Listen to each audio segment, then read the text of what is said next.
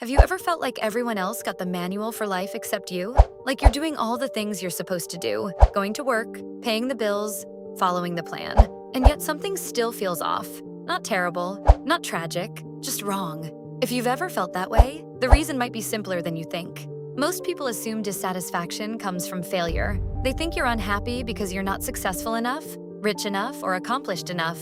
But some of the most restless people are often doing perfectly fine. They have stable jobs, decent relationships, and relatively comfortable lives. Yet, they can't shake the feeling that they're meant to be somewhere else. The interesting part is that this feeling isn't always caused by your current life.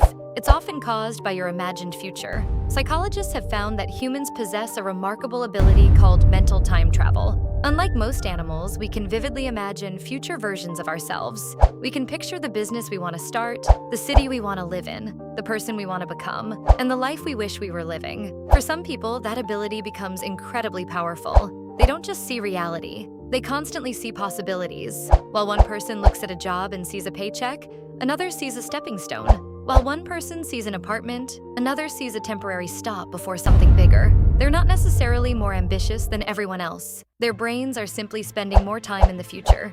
And that's where the problem begins. The more vividly you imagine a future life, the harder it becomes to fully accept your current one.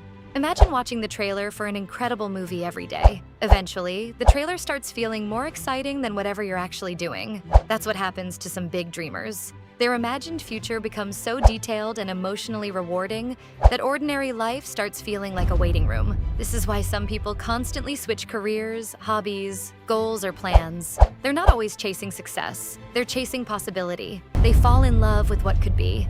The next idea, the next version of themselves, the next chapter. And every time reality fails to match that imagined future, dissatisfaction returns. But here's the twist. This trait is also responsible for many of humanity's greatest achievements. Every company, invention, movement, and breakthrough started because someone looked at reality and refused to believe it was the final version. The same mind that struggles to accept ordinary life is often the mind that creates extraordinary things. So if ordinary life has ever felt wrong to you, it doesn't necessarily mean something is broken.